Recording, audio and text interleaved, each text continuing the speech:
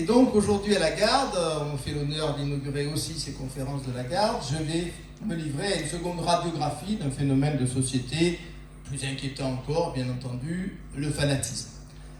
Bien évidemment, vous l'avez tous deviné, ce sujet m'a été directement inspiré par le procès qui vient de s'ouvrir et qui va durer plusieurs mois, le procès des tragiques attentats de 2015 à Paris, le Stade de France, les terrasses des cafés, le Bataclan, l'horreur du Bataclan. Et donc, c'est évidemment ces événements qui ont alimenté un petit peu mon propos. Pour démarrer ma conférence, il m'a semblé que la meilleure introduction possible, c'était de vous lire quelques lignes d'un véritable chef-d'œuvre, le dictionnaire philosophique de Voltaire, à l'article « Fanatisme ». C'est un texte époustouflant, je pèse mes mots. On a l'impression qu'il a été écrit hier matin. Je le citerai à nouveau un peu plus tard dans ma conférence. Les lois sont encore très impuissantes contre ces accès de rage. C'est comme si vous lisiez un arrêt du Conseil à un frénétique. Ces gens-là sont persuadés que l'Esprit Saint qui les pénètre est au-dessus des lois, que leur enthousiasme est la seule loi qu'ils doivent entendre.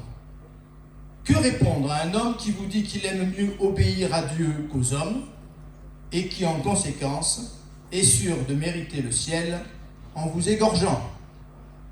Il n'y a pas un mot à ajouter. Donc ce grand Voltaire, nous le retrouverons plus tard dans ma conférence, il est, je crois, presque irremplaçable. Donc voilà comment je voulais introduire mon propos pour vous montrer que le sujet n'est pas uniquement d'actualité. La question du fanatisme a traversé les siècles, malheureusement. Pour entrer dans notre propos, je vous propose un détour par l'étymologie. Elle n'est pas toujours éclairante, l'étymologie, mais en l'occurrence, je crois qu'elle nous apprend beaucoup. Nous allons donc nous livrer aux leçons de l'étymologie. Fanatique, ça vient du latin fanaticus, qui lui-même vient de fanum, qui désigne le temple. Celui qui est à l'intérieur de l'enceinte du temple est un fanaticus. Le mot n'est pas du tout péjoratif en langue latine. Le fanaticus, c'est celui qui est à l'intérieur de l'enceinte sacrée, qui est inspiré par le Dieu, qui est en contact en quelque sorte avec la divinité, qui va parler d'une certaine manière par sa bouche. Le mot n'a absolument rien de péjoratif. Donc le temple, c'est le fanum. La personne qui est à l'intérieur de ce temple en contact avec la divinité, c'est le fanaticus. Et quand on est à l'extérieur de l'enceinte sacrée, donc vous voyez, système dichotomique très, très radical, on est dans le profanum. Le profanum, c'est ce qui est en face du temple ou en dehors du temple, et ça a donné, bien sûr, le mot français profane. On est ou dans le fanum ou dans le profanum, il n'y a pas de troisième lieu. Si vous êtes à l'extérieur du fanum, du temple, vous êtes dans le monde profanum, c'est-à-dire dans le monde du profane, dans le monde des choses qui ont moins d'importance, qui ont moins de valeur, qui sont les choses de la vie quotidienne, qui ne sont pas ces choses sacrées qu'on va trouver à l'intérieur du temple. L'étymologie nous apprend donc que le fanatisme est de nature religieuse. Tout fanatisme est religieux. Je vous le montrerai plus en détail dans la suite de ma conférence. Or, que s'est-il passé depuis un siècle et demi ou un peu plus? On nous avait annoncé la mort de la religion. Nietzsche, que je respecte infiniment, vous le savez maintenant, a annoncé au XIXe siècle, à la fin du XIXe siècle, la mort de Dieu. À la fin du XXe siècle, après l'effondrement du système communiste, on nous a annoncé la mort des idéologies. Donc tout le monde s'accordait à dire qu'on était en train de sortir de ces millénaires dominés par le sacré, par la religion. C'était évidemment, on est tous conscients aujourd'hui, une erreur gravissime, un diagnostic totalement erroné. Les fanatiques, au fond, étaient devenus de simples fans, tels que vous les voyez sur l'écran, des fans d'un chanteur, des fans d'un club de football. Bien. Or, un fan n'est pas prêt à mourir. Les plus grands fans de Johnny Hallyday, vous en connaissez très certainement, ils sont parfois un peu fragiles mentalement. Mais aucun fan de Johnny Hallyday, à ma connaissance, n'est prêt à mourir pour Johnny Hallyday. Quant aux fans de l'OM, et on a vu, aux fans de l'OGC Nice, on a vu la catastrophe du stade de Nice, ils ne sont pas prêts non plus à mourir pour le club. L'islamisme est venu nous rappeler brutalement que le véritable fanatisme conduit au meurtre. Le véritable fanatisme conduit à la terreur et au meurtre. Si j'osais, je dirais qu'il faudrait presque être reconnaissant envers les islamistes, c'est une boutade bien évidemment, que de nous avoir remis en contact avec cette vérité trop vite oubliée. Je reviens à Voltaire et je cite à nouveau une phrase du dictionnaire philosophique à l'article fanatisme. Le fanatisme est à la superstition ce que le transport est à la fièvre, ce que la rage est à la colère. Celui qui a des extases, des visions, est un enthousiaste, plus ou moins le fan dont nous parlions il y a quelques instants. Celui qui soutient sa folie par le meurtre est un fanatique.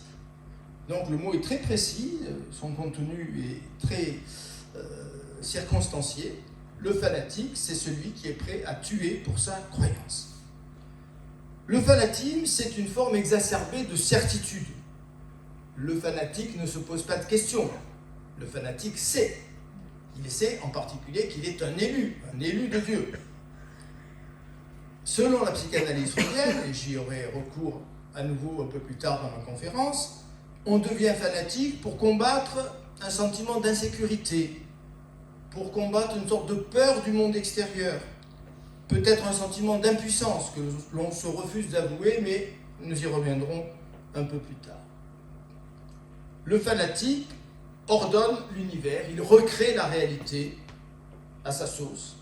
Face à sa construction mentale, le fanatique ressent un sentiment de toute puissance.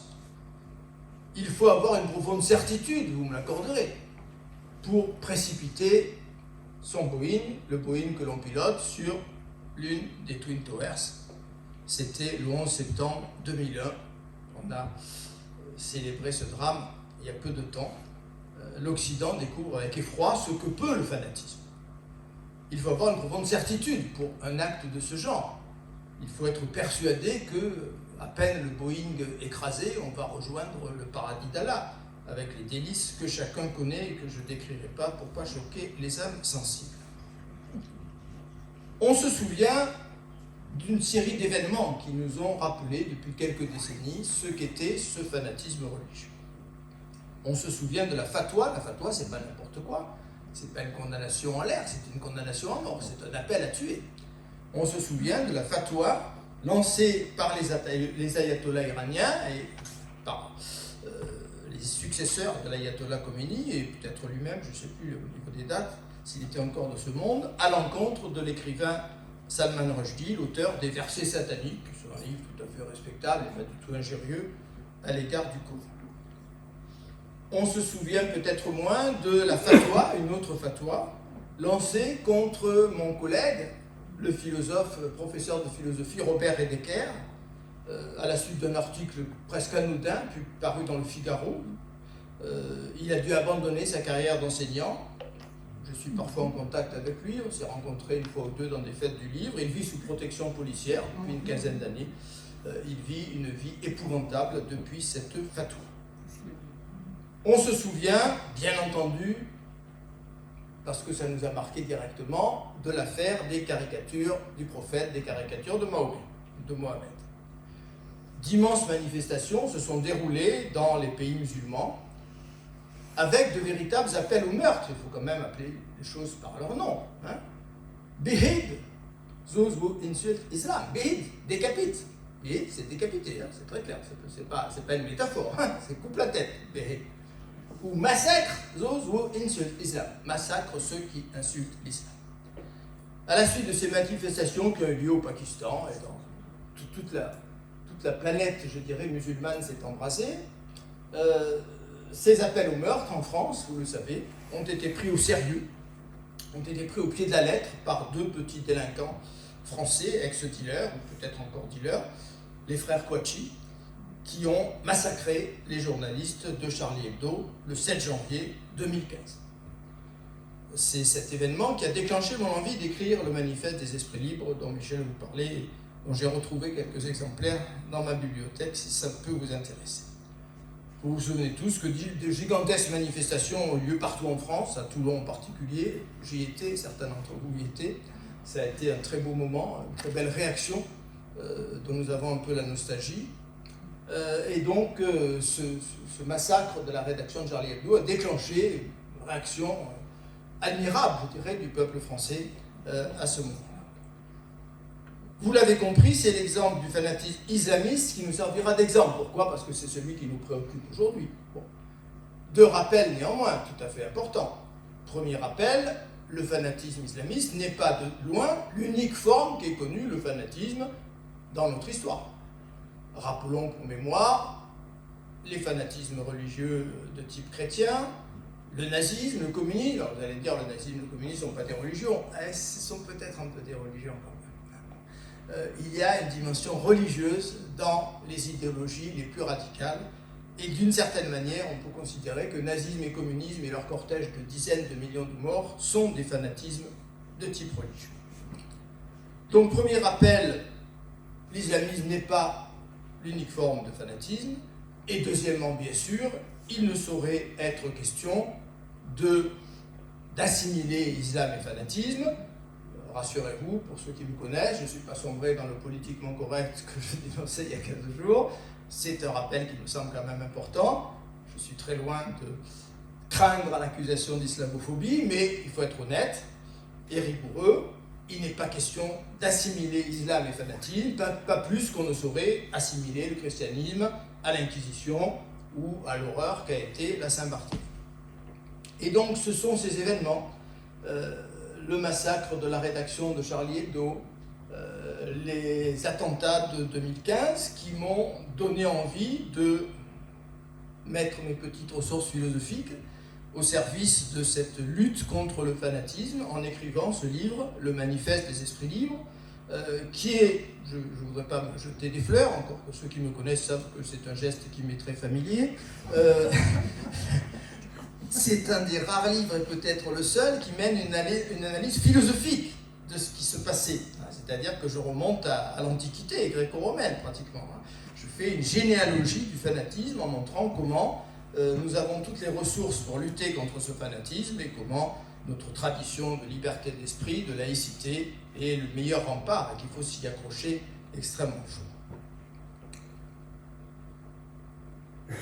À titre de transition, avant d'aborder le cœur de mon sujet, permettez-moi de citer, ça n'étonnera personne, une phrase de mon cher Friedrich Nietzsche, une de mes préférées: ce n'est pas le doute, c'est la certitude qui rend fou.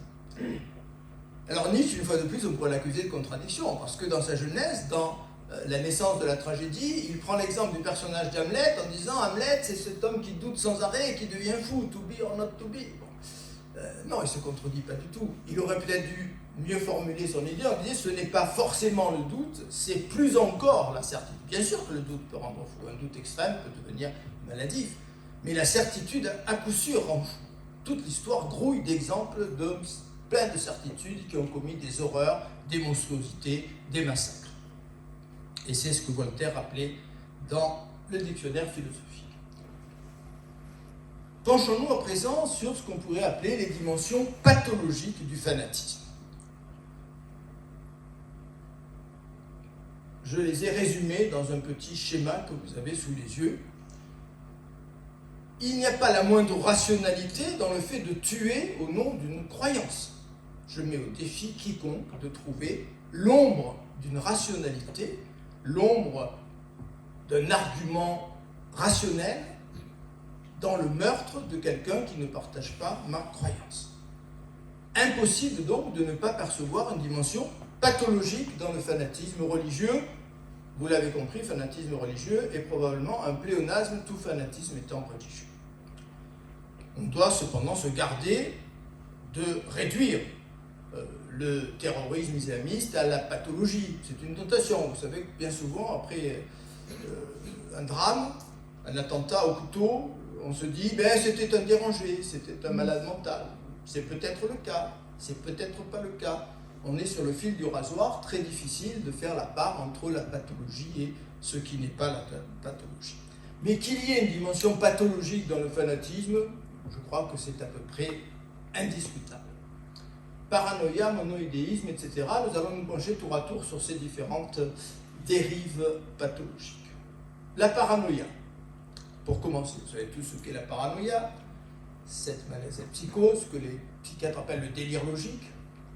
Le paranoïaque n'accomplit aucune faute de raisonnement et il raisonne parfaitement à partir d'une base délirante. Cette base délirante, c'est tout le monde m'en veut.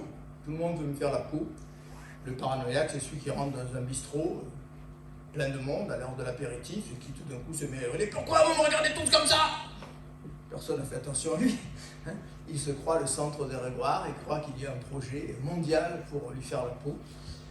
Donc il y a de la paranoïa, une personnalité paranoïaque, c'est une personnalité qui est à la fois marquée par un sentiment de persécution, dimension très importante de la paranoïa qu'on va retrouver dans les fanatiques, et par la mégalomanie. Les deux semblent peut-être un peu contradictoires, pourtant ils sont profondément liés. Il y a à la fois persécution, sentiment de persécution et mégalomanie. Ce qui caractérise le fanatique, c'est la mégalomanie. C'est le refus de toute limite. C'est le fait de n'accepter aucun frein. Il y a chez le fanatique cette dimension paranoïaque qui est comme un désir infantile de toute puissance. Ces pilotes islamistes qui ont précipité leur Boeing sur les tours jumelles de Manhattan devaient avoir un sentiment d'extrême puissance à l'instant où ils ont fait exploser leur avion. Le monoïdéisme, l'idée fixe, l'obsession, Hugo, et non pas Rousseau, nous a livré une magnifique formule. Rien n'égale la puissance de surdité volontaire des fanatismes. Surdité volontaire. Le fanatique a perdu tout jugement objectif, toute faculté de discernement. C'est lié parfois, et j'y reviendrai dans quelques instants, à l'endoctrinement, à la manipulation, pas toujours et pas uniquement. Le fanatique a perdu son libre arbitre, son esprit critique, il a des œillères intellectuelles, donc on peut jouer sur la métaphore auditive comme le faisait Hugo, surdité volontaire ou la métaphore visuelle. Il ne voit de la réalité que ce qu'il a décidé d'en voir. Il justifie ses propres convictions par un certain nombre d'éléments piochés dans la réalité qui lui donnent raison. Il y a une vision manichéenne du monde. J'en profite pour dire, et c'est peut-être pour vous inquiéter un peu, même si ce n'est pas mon objectif numéro 1, ne pensez-vous pas qu'il y a aujourd'hui dans ces complotismes qui sont en train d'exploser dans nos sociétés quelque chose qui est un peu de cet ordre-là. Alors je ne dis pas que les complotistes sont de futurs terroristes, mais 3 points de suspension. Il y a chez le complotiste une même attitude mentale. Le complotiste, pour penser que la Terre est plate, il faut quand même évacuer de son cerveau 99,99% des découvertes faites depuis 3 ou 4 siècles et retenir le 0,001% d'éléments qui peut-être font en sorte que... Bien. Donc le complotisme est quand même un élément dangereux de nos sociétés. L'hystérie collective. On n'est pas fanatique tout seul. Quand le fanatisme grandit, c'est d'une certaine manière toute la société qui vit un phénomène de contagion psychique. Posons-nous la question, quand est-ce qu'une société devient hystérique, au sens un peu large évidemment du terme? Quand est-ce qu'une société sombre dans ce délire collectif? C'est quand elle ne sait plus répondre à des commotions sociales, à des traumatismes historiques, à des frustrations, lorsque les frustrations s'accumulent et que le corps social n'est plus capable de réagir de façon rationnelle à ces éléments. On a 2 exemples, évidemment. Le premier est directement lié à mon propos d'aujourd'hui, le second un peu moins. Pensons à l'Allemagne au lendemain de la Première Guerre mondiale. Cette Allemagne qui a été le terreau de la montée du nazisme, les frustrations subies par l'Allemagne, le traité de Versailles, etc., les têtes de guerre, tout cela a créé les conditions favorables à la montée en puissance de cette idéologie qu'a été le national-socialisme. Du côté de ce qui a lien direct avec notre sujet, la victoire israélienne de juin 1967 contre les pays limitrophes, plus anciennement la Nakba de 1948, c'est-à-dire l'exil des Palestiniens, tout ça a contribué à faire s'écrouler des espoirs qui avaient été très vifs à un moment donné d'une unité arabe. Et ça a engendré une humiliation que nous avons tendance à négliger parce que nous sommes un petit peu recentrés sur nous-mêmes, comme toutes les collectivités de la planète. Donc, le monde arabe a subi une humiliation gigantesque, en même temps que subsistait la misère, la stagnation politique. Je vois un signe très révélateur de ce que je suis en train de vous dire dans le changement de nom d'Al-Qaïda. Quand Al-Qaïda a décidé de ne plus s'appeler Al-Qaïda mais État islamique, c'est évidemment en lien direct avec tout ce que je suis en train de vous dire, un État islamique qui serait le cœur d'une unité arabe en train de se faire. On voit là la réponse à cette frustration dont je parlais tout à l'heure. Le masochisme. Il y a, de toute évidence, une dimension plus ou moins masochiste dans le fait de se couper d'une vie plus ou moins confortable, de se lancer dans des entreprises désespérées, de se faire sauter avec une ceinture d'explosifs, et j'en passe. Alors on a parfois rapproché les martyrs du christianisme des fanatiques porteurs de bombes d'aujourd'hui. Pour la psychanalyse, ils sont travaillés les uns et les autres par une sorte de masochisme enfoui. Ça n'est peut-être pas faux. Il faut quand même rappeler qu'au nom de leur Dieu, les seconds, les islamistes, se suicident mais assassinent, et parfois en masse, le Bataclan ou la promenade des Anglais. Les premiers, les martyrs chrétiens, se faisaient bouffer par les lions, mais ils s'interdisaient de tuer. Différence énorme, vous me l'accorderez. Les dysfonctionnements familiaux, cinquième élément de cette pathologie que je parcours rapidement. Il y a eu dans le monde arabe en général un effondrement de l'image paternelle. L'image paternelle dont les psychanalystes, à tort ou à raison, mais probablement un peu à raison, pensent qu'elle est indispensable dans la structuration du psychisme de l'enfant, comme image forte, comme image représentant le réel, avec ses interdits, ses limites précisément, nous parlions de limites tout à l'heure. Eh bien, cette image du père s'est écroulée pour mille raisons, du fait de l'immigration en particulier. On était dans des sociétés extrêmement patriarcales. Regardez ce qui se passe aujourd'hui en Afghanistan, c'est pas la peine de faire un dessin. On était dans ces sociétés patriarcales, extrêmement phallocratiques, où le droit des femmes était plus que évanescent. Et les individus, donc issus de l'immigration, se sont retrouvés dans les sociétés où l'image du père s'est écroulée. Le père, c'est le minable qui n'a pas réussi à s'intégrer, qui ne réussit pas dans la société, qui a un salaire de misère. Et donc, on est passé d'une société où l'image du père s'est écroulée à une société des frères, à une société de fratrie. C'est ce qu'on voit aujourd'hui partout dans nos cités. On a eu un changement brutal de société et c'est un facteur important que certains sociologues ont sans doute raison de mettre en évidence. J'en arrive au dernier élément, la manipulation. On a souvent fait le rapprochement entre ce qui se passe au sein des groupes djihadistes et ce qui se passait, et qui se passe encore, parce que le phénomène n'a pas disparu, mais on nous en parle beaucoup moins, dans les sectes. Dans les sectes qui ont occupé le devant de la scène il y a 20 ou 30 ans, vous vous en souvenez comme moi, Temple solaire et bien d'autres.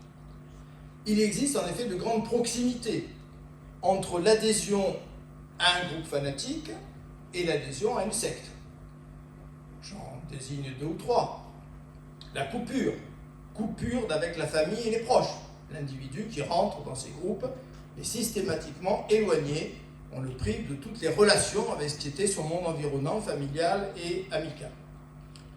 Coupure avec la famille. Existence en vase clos, on vit entre soi, en petits groupes, sans contact avec le reste du monde. Mépris, rejet de tout ce qui est extérieur.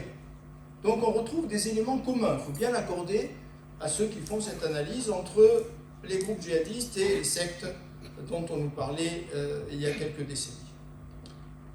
En même temps, des deux côtés, peut-être qu'on répond à certains besoins. Quels besoins, me direz-vous ? Besoin d'une autorité qui s'oppose au chaos ressenti, à tort ou à raison, par les individus. Besoin d'une autorité forte qu'ils vont trouver dans leur groupe. Besoin de fraternité, alors qu'ils ressentent probablement un vide affectif, en particulier lié à cet effondrement de l'image paternelle dont je parlais. Besoin d'idéaux. Chez des individus en perte de repère, on fournit ces idéaux de substitution, même si de l'extérieur ils nous semblent ne pas avoir grande valeur, ils comblent leurs besoins d'idéaux. Besoin de libérer ces pulsions agressives, bien entendu, ça n'est pas la peine de s'étendre sur le sujet. Est-ce que les auteurs d'attentats et d'attentats suicides sont tous manipulés? Ça n'est pas du tout certain, mais qu'il y ait de la manipulation et qu'on puisse effectuer certains rapprochements entre les groupes islamistes et les groupes sectaires, ça me paraît difficilement discutable. J'en viens à quelque chose qui est un peu le cœur de mon sujet, qui est la haine. Le moteur du fanatisme, c'est la haine, c'est un moteur d'une extraordinaire puissance qu'on avait un peu oublié. Le philosophe Glucksmann avait écrit un discours de la haine très remarquable quelques années avant sa disparition. La haine de quoi? Eh bien d'abord la haine du monde extérieur. Le fanatisme semble le passage à la limite de la haine. C'est la haine un peu à son paroxysme. Les psychologues sont plus ou moins d'accord, on n'est pas obligé de les suivre, mais enfin je vous présente quand même leur thèse. Ils sont plus ou moins d'accord pour présenter la haine comme une réaction à la frustration, et en particulier au manque d'affection qui viendrait de l'enfance. Je cite un ouvrage intéressant, un peu oublié aujourd'hui, il date déjà d'il y a quelques décennies, Anthony Storr, L'instinct de destruction, qui écrivait les gens tels que les psychopathes qui ont été privés d'affection et qui en ressentent l'absence sont prédisposés à avoir des réactions violentes lors de nouvelles frustrations. La haine serait une réaction à la frustration, plus ou moins totalement ou plus ou moins partiellement. Autrement dit, on a la série suivante. La frustration engendre une rage intérieure, fait monter la pression à l'intérieur de l'individu qui a subi la frustration. Cette frustration engendre la haine, elle est ensuite projetée sur le monde extérieur. Ce qui est d'abord rage intérieure devient haine à l'égard du monde extérieur. Et la haine peut prendre la forme de la paranoïa dont nous avons parlé tout à l'heure. Frustration, rage intérieure, haine, paranoïa. Pour illustrer cela, je voudrais vous citer une des phrases les plus extraordinaires que j'ai jamais lues sur cette haine. On la trouve précisément, je l'ai trouvée dans le bouquin d'Anthony Storr. Il cite un psychiatre anglais, qui est Tony Parker, qui avait écrit en 1970 un livre qui s'intitulait The Frying Pan, et on a cette phrase assez terrifiante qui fait froid dans le dos. Voilà ce que dit ce prisonnier. « Je hais cet endroit, je hais les barreaux, je hais la nourriture qu'il me donne, les habits que je dois porter, je hais tout le monde, c'est comme ça. Et par-dessus tout, je me hais moi-même. La haine, la violence, j'en déborde. Je crois que si je pouvais, je détruirais le monde entier. » C'est un peu froid dans le dos. Hein. Je crois que c'est une des plus belles expressions de la haine à son paroxysme que j'ai jamais trouvée écrite dans aucun texte. Le problème, c'est que quand nous sommes en présence de la haine, nous avons une fâcheuse tendance, et cette tendance, elle est liée à ce dont je vous ai parlé il y a 15 jours au Pradé, au politiquement correct, au wokisme. Nous avons tendance à regarder du mauvais côté. Lorsque nous avons affaire à la haine, nous regardons du côté du haïssable, c'est-à-dire du côté de l'objet de la haine. On se dit que celui qui fait l'objet de la haine n'est peut-être pas innocent. Rappelez-vous les discours au moment de Charlie Hebdo, ils l'ont bien cherché. C'est ce qu'on disait parfois dans les salles de classe de nos collèges. Ils l'ont bien cherché, ils ont ce qu'ils méritent. On regarde du côté du haïssable au lieu de regarder du côté du haïssant. Eh bien, il convient de faire l'inverse. Et ce que disait l'admirable philosophe Yankelevitch dans son traité des vertus, c'était en 1949, c'est très vieux, c'est au lendemain de la Seconde Guerre mondiale, c'est au lendemain de l'Holocauste. Yankelevitch nous disait, ça n'est pas le haïssable qui explique la haine, c'est la haine qui a priori rend les choses haïssables. Elle redouble ensuite à la vue de cet odieux qu'elle a fabriqué. Il faut partir du haïssant. Le haïssant crée le haïssable. Et quand il voit ensuite le haïssable qu'il a fabriqué, sa colère monte et sa haine monte encore. Il y a une sorte de circularité terrible, de cercle vicieux terrible dans cette construction mentale. Un exemple privilégié pour Yankelevitch était bien évidemment l'antisémitisme. La clé de l'antisémitisme, Sartre avait dit des choses à peu près analogues dans ses réflexions sur la question juive, La clé de l'antisémitisme, ça n'est pas le juif, c'est l'antisémite. C'est l'antisémite qu'il faut analyser pour comprendre l'antisémitisme. Autrement dit, la mauvaise grille de lecture, ce serait de partir du haï, l'individu juif supposé doté de telle et telle qualité, qui expliquerait l'antisémitisme. Ils l'ont bien cherché, ils n'ont qu'à se comporter différemment. Il faut faire tout l'inverse, disait Yankelevitch. Partons de l'antisémite, partons de l'antisémitisme, montrons comment un antisémite construit un fantasme qui est le juif doté de toutes les perversions, de toutes les horreurs de la planète, et ensuite, cette figure construite par l'antisémite déclenche évidemment une haine qui se croit objective alors qu'elle est une construction mentale. Eh bien, petit clin d'œil à ma conférence d'il y a 15 jours, élargissons le propos, ce n'est pas l'Occident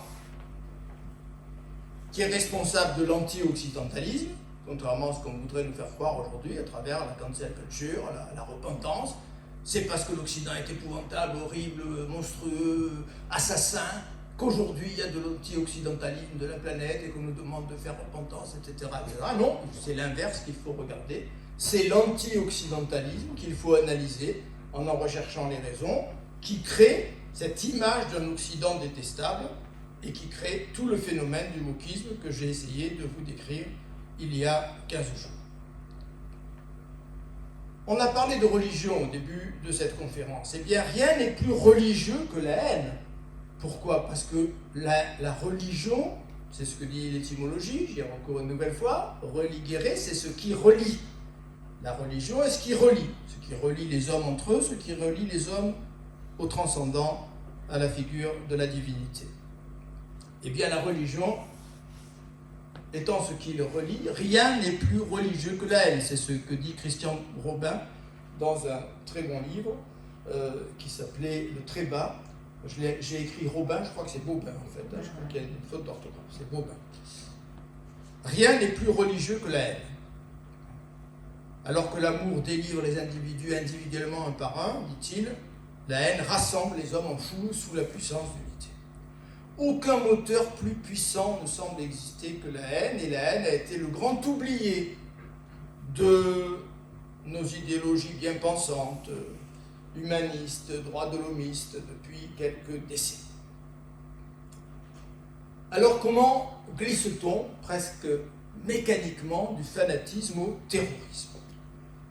On a cru longtemps, nous l'avons dit, qu'on allait sortir du religieux et du fanatisme qui accompagnait presque automatiquement le religieux. On a cru que la sécularisation des États, la laïcité, en oubliant qu'elle était très particulière à quelques pays très peu nombreux, cette laïcité, on a cru que le progrès des sciences et des techniques allait mécaniquement affaiblir la dimension irrationnelle des croyances, allait atténuer le potentiel de violence qui est présente dans la presse. Il faut rendre ici hommage à un penseur qui a fait exception dans cette erreur de diagnostic que presque tout le monde a commis. On compte sur les doigts de la main ceux qui n'ont pas commis en Europe cette erreur de diagnostic chez les philosophes, les sociologues, les historiens. L'exception, elle s'appelle Régis Debray. Alors est-ce le fait d'avoir été combattre auprès de Che Guevara qui a ouvert les yeux de Régis Debray après son école normale supérieure? Je n'en sais rien, je ne me livre pas à la psychanalyse de Régis Debray, je m'en sens incapable. Mais en tout cas, il a écrit en 1981 un livre que je considère comme étant un monument critique de la raison politique, un livre dont le titre est très ambitieux, évidemment, clin d'œil à la critique de la raison pure de Kant. Debray s'est pris pour le Kant du XXe siècle, mais peut-être, après tout, a-t-il pas tort. Tout au long de ce livre, il développe l'idée qui est présente sur l'écran, l'acte de croire est universel, nécessaire, là où il y a des hommes réunis. Partout où il y a des hommes, il y a de la croyance, et partout où il y a de la croyance, il y a du fanatisme, et il en sera ainsi.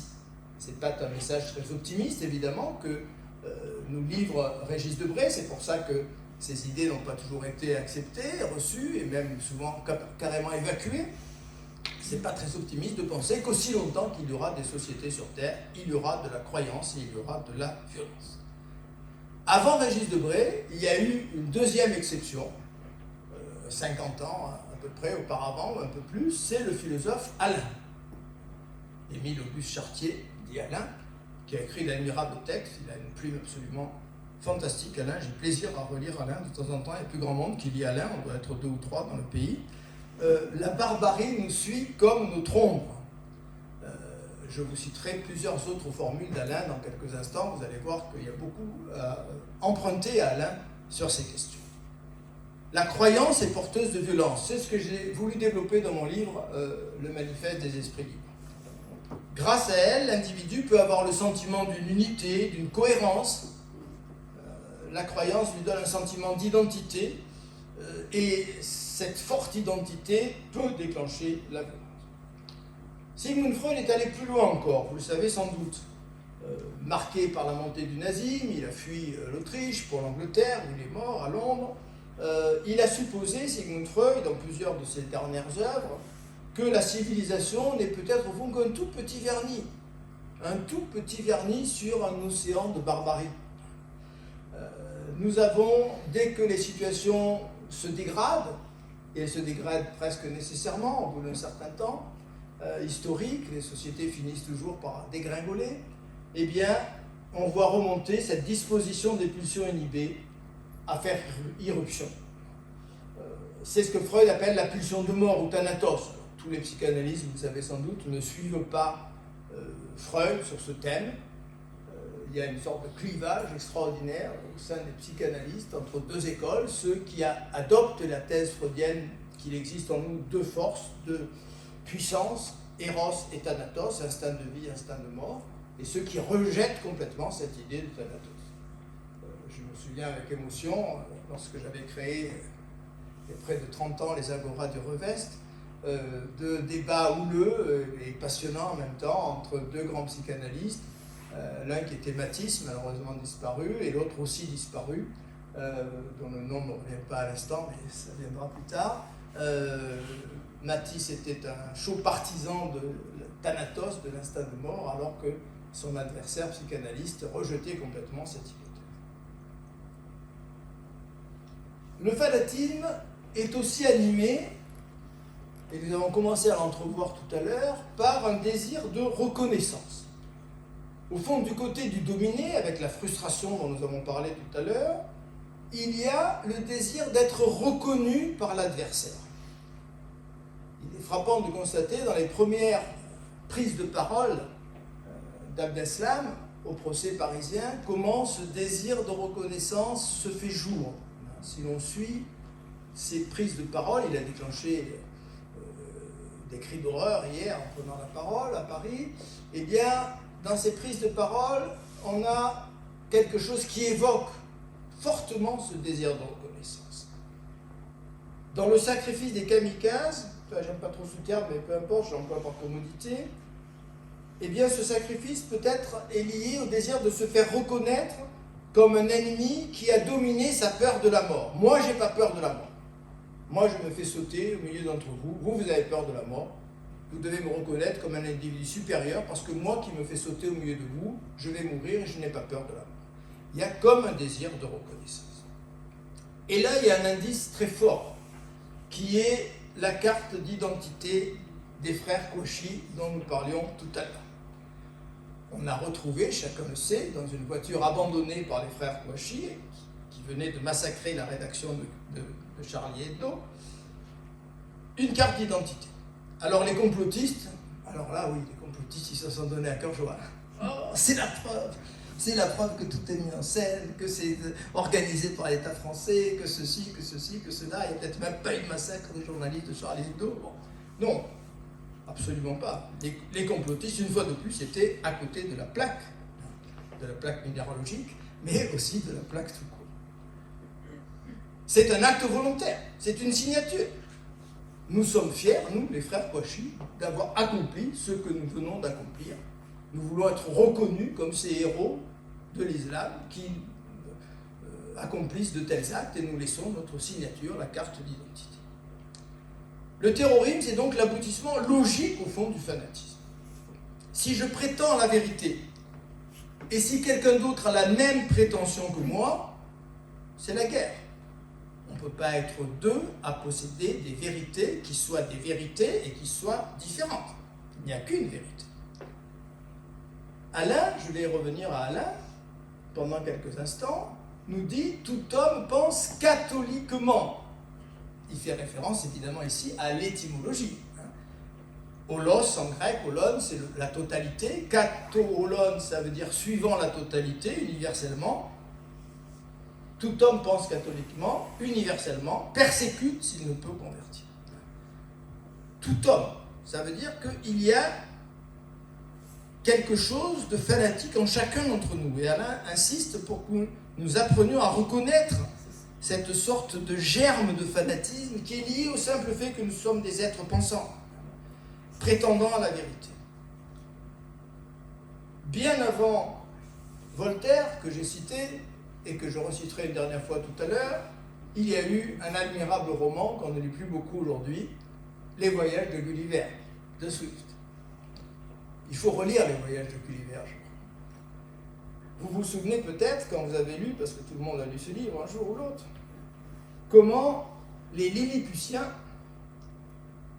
se battent entre gros boutiens et petits boutiens, ou alors selon les traductions, gros boutistes ou petits boutistes. Les gros boutiens ou les gros boutistes, ce sont ceux qui coupent l'œuf à la coque par le gros côté de l'œuf. Les petits boutiens ou petits boutistes, c'est ceux qui disent qu'il faut couper l'œuf à la coque par le petit côté, par le petit bout de l'œuf. Ils s'entretuent. Ils s'entretuent au nom de cette croyance. Les gros boutiens font la guerre aux petits boutiens qui font la guerre aux gros boutiens. Extraordinaire. Extraordinaire métaphore de ce qui peut apparaître de l'extérieur comme des pacotilles, mais qui pour le croyant est une chose fondamentale. Et Alain développe tout cela dans ses écrits. Au fond, il n'y a de guerre que de religion, nous l'avons déjà dit. Pourquoi? Parce qu'on meurt, on tue pour quelque chose qui a de la valeur, qui a même une valeur absolue. On ne peut tuer, on ne peut mourir que par quelque chose qui a une valeur supérieure à la vie, à ma vie qui n'a pas de prix par rapport à ce à quoi je me sacrifie. Et si l'autre s'oppose à moi, c'est qu'il ne veut pas comprendre. C'est un esprit comme moi, donc il a compris. C'est qu'il refuse de comprendre, c'est qu'il est de mauvaise foi, et donc j'ai raison de lui faire la guerre. Alain écrit admirablement: un esprit ne peut supporter un autre esprit qui ne pense pas comme lui. L'autre est mon semblable, s'il ne pense pas comme moi, c'est qu'il est de mauvaise foi. Il ne reconnaît pas une vérité à laquelle il a accès tout autant que moi, puisqu'il est esprit comme moi-même. Et donc, ce travers où il y a de l'estime, et même de l'amour trompé, alors peut-être un peu loin, hein. Est-ce que les Kouachi avaient de l'amour trompé par rapport aux journalistes sur les dos? Je ne suis pas certain que je puisse aller jusque-là. Mais en tout cas, ce travers a fait les bûchers d'autrefois et les grands bûchers d'aujourd'hui, qui sont les guerres. Alors, je vous propose, pour aller un peu plus loin, un raisonnement par l'absurde. Supposons un instant qu'un islamiste, que les frères Kouachi ou que Abdeslam arrivent à me convertir à l'islam, et à l'islam intégriste, qui est leur religion. Il arrive à ses fins. Je crie « Allah Akbar !» Il m'a apparemment converti à sa croyance. Est-ce qu'il peut se satisfaire de ce résultat? Est-ce qu'il peut se satisfaire de ce résultat? La réponse est catégorique, non. Il ne le peut pas. Il ne peut pas ignorer qu'il a extorqué mon acquiescement par la violence. Et donc, il ne peut pas être du tout certain que je l'ai approuvé sincèrement du fond de mon cœur, et il sait bien qu'il ne peut rien sur ma liberté de conscience parce qu'il ne voit pas ce qui se passe, et parce que nul ne voit ce qui se passe dans la conscience de l'autre. Et donc, je vais citer une dernière fois Alain, qui a admirablement raisonné sur ce point. Il parle de la contradiction du fanatique. Il veut persuader et il ne peut pas persuader. C'est son déchirement. Il annonce que s'il ne persuade pas, il forcera. Et en cela, il y a un doute sur la persuasion. Il n'est jamais certain d'avoir vraiment persuadé celui qu'il veut convertir. Si nous sommes convertis par des islamistes violents, ces islamistes violents ne sauront jamais si notre conversion est sincère ou ne l'est pas. D'où un désir de tuer qui va nécessairement surgir à un moment donné. Alors, depuis quelques décennies, dans nos pays un peu ramollis, n'ayons pas peur de le dire, on a vu apparaître un espoir, et on a vu apparaître un espoir dans ce qu'on a appelé le relativisme. Un certain nombre de sociologues, de philosophes, disent mais nous sommes loin de tout ça. Regardez notre belle jeunesse. Son acte le plus militant, c'est d'allumer un briquet dans un concert de Patrick Bruel. Est-ce que le relativisme nous met à l'abri? Probablement pas. Probablement pas. Dire que toutes les opinions se valent n'empêchera jamais aucun massacre. Et de plus, clin d'œil à mon très regretté ami que vous avez connu, que j'ai fait venir à la garde quand j'étais adjoint à la culture, Jean-François Mattei, malheureusement disparu brutalement il y a quelques années. Mattei a écrit des textes remarquables montrant la contradiction du relativiste. Le relativiste dit tout se vaut. Mais est-ce que l'affirmation tout se vaut est une vérité? Si c'est une vérité, alors il se contredit. Tout se vaut sauf l'affirmation tout se vaut, qui ne vaut pas les autres affirmations. On ne peut pas être relativiste sans se contredire. Le relativiste a une certitude, c'est que tout se vaut, donc il est dogmatique. Et donc il n'est pas relativiste.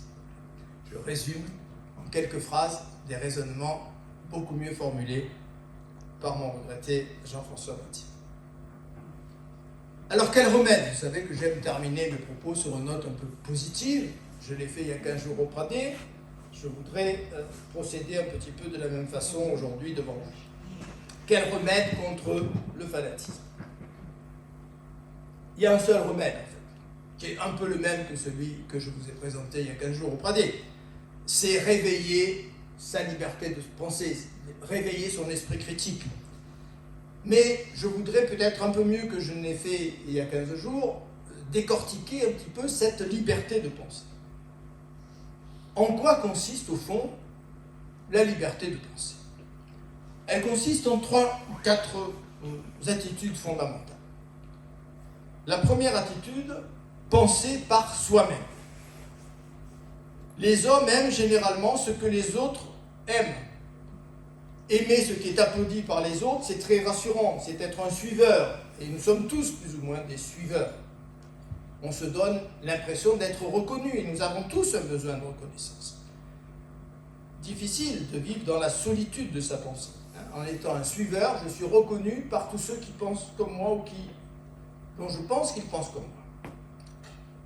Les communautés ou les assemblées, en grec, assemblée se dit ecclésia, qui a donné église. Vous voyez, je fais beaucoup de références à l'étymologie aujourd'hui, mais dans ce domaine-là, je crois qu'elle est très instructive. Les communautés ou les assemblées ou les églises sont 1000 fois plus redoutables que les bandes de brigands. Platon l'avait déjà démontré dans sa République.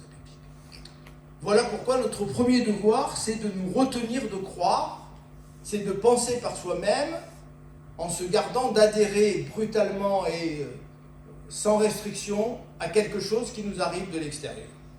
Et nous avons d'admirables modèles dans nos littératures, Rabelais, Montaigne, et combien d'autres, et tout le XVIIIe siècle français.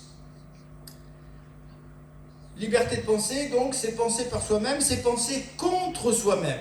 Deuxième définition de la liberté de penser.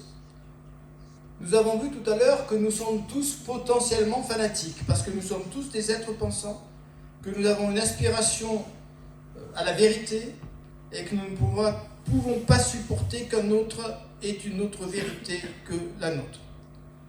Donc nous sommes tous potentiellement fanatiques. Celui qui ne se sait pas fanatique ne sera jamais tolérant, dit Alain. Que cette victoire soit possible, il suffit, là encore, de faire résonner la langue, une nouvelle fois, non pas l'étymologie cette fois, mais simplement la langue. Esprit, dans notre belle langue française, qu'on voudrait évacuer du paysage, dans cette belle langue française, esprit, ça veut dire spiritualité, mais ça veut dire aussi avoir de l'esprit. N'oubliez jamais ce second sens du mot esprit. Esprit, avoir de l'esprit. L'esprit, c'est le rire.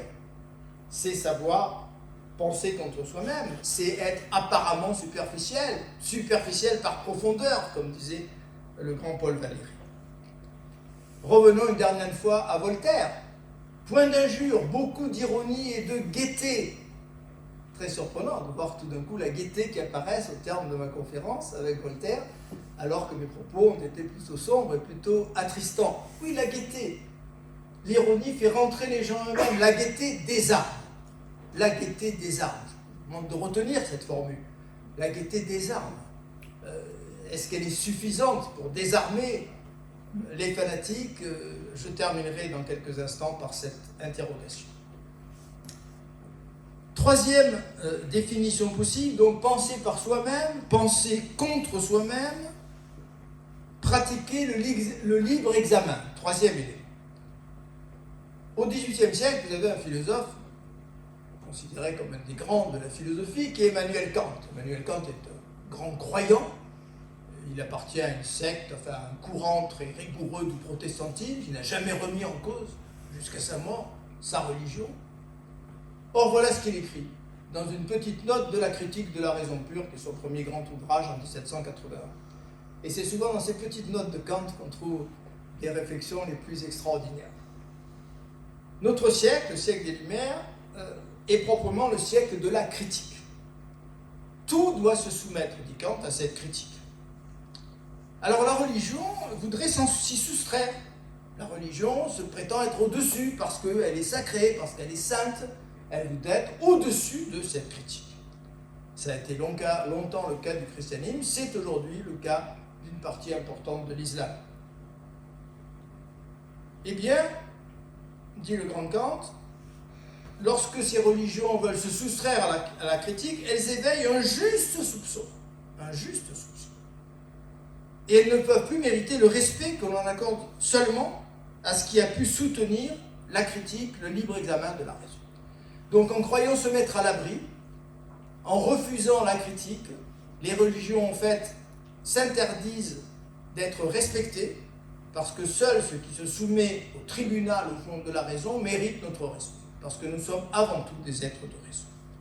Voilà ce libre examen sur lequel Kant a dit des choses tout à fait admirables. Le dernier élément, savoir rire de soi-même. Liberté de penser, penser par soi-même, penser contre soi-même, pratiquer le libre examen, savoir rire de soi-même. Esprit, on l'a dit, c'est avoir de l'esprit. Esprit, c'est ironie. Esprit, c'est doute, c'est critique, c'est examen. Un homme vraiment libre ne tient guère à ses opinions, disait Valérie.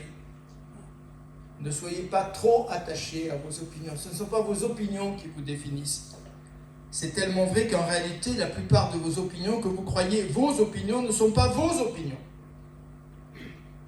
Lorsque l'un de mes étudiants en philosophie écrivait dans sa dissertation « Mon opinion personnelle », je mettais en marge: le jour où tu auras une opinion personnelle, téléphone-moi, même à 2h du matin, tu m'intéresses. 99,99% de nos opinions ne sont pas nos opinions. Elles viennent du dehors. Elles ont été inculquées, elles sont reçues. Et donc, accéder à la libre pensée, à la liberté de l'esprit, c'est précisément ne pas être attaché à ces opinions qu'on croit nous définir, alors qu'en fait, elles sont d'apport extérieur. Il se pourrait que la férocité du fanatique tienne à la peur qu'il a de douter, comme si douter c'était renier l'esprit en lui-même, alors qu'au contraire, c'est peut-être la plus haute manifestation de l'esprit que le doute. Au fond, la peur de douter, c'est la peur de penser par soi-même. Surmonter le fanatisme en soi-même, et j'insiste lourdement sur le fait que nous sommes tous potentiellement fanatiques, c'est savoir rire de soi. C'est pourquoi Voltaire est plus fort par le style que par les arguments. Voltaire est un géant parce qu'il est l'esprit moqueur, spirituel, au sens d'avoir de l'esprit. Nous le disions tout à l'heure. Un esprit, un rire qu'ignore les théologiens et les métaphysiciens. Je pense qu'il y a un pays de la planète où l'on va très peu rire dans les décennies à venir, c'est l'Afghanistan. Le sérieux rend stupide. L'ironie libère l'intelligence. tout peut faire objet de caricature. Défendons la caricature, c'est un droit absolu. Tout doit faire objet de caricature, on doit pouvoir rire de tout, y compris du plus sacré, et le plus sacré, en s'offrant ainsi à l'ironie et à la critique, s'élève parce qu'il se livre au tribunal de la raison et de l'esprit.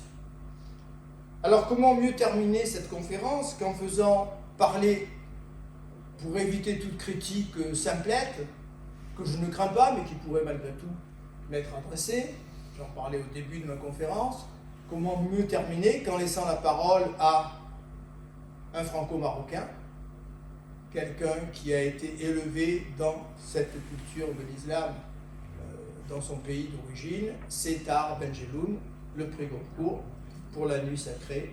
C'est très important le rire, il brise le mur de la peur, de l'intolérance et du fanatisme. On n'est pas dans une partition entre individus, entre ethnies. Battons-nous contre cette ethnicisation, ce nouveau racisme soi-disant antiraciste qui est en train de nous envahir et d'envahir nos universités. Je répète mon message il y a 15 jours, ce n'est pas du tout une question d'origine, de race ou d'ethnie. Tahar Benjeloun parle comme Voltaire, Voltaire parle comme Tahar Benjeloun. Merci de votre attention.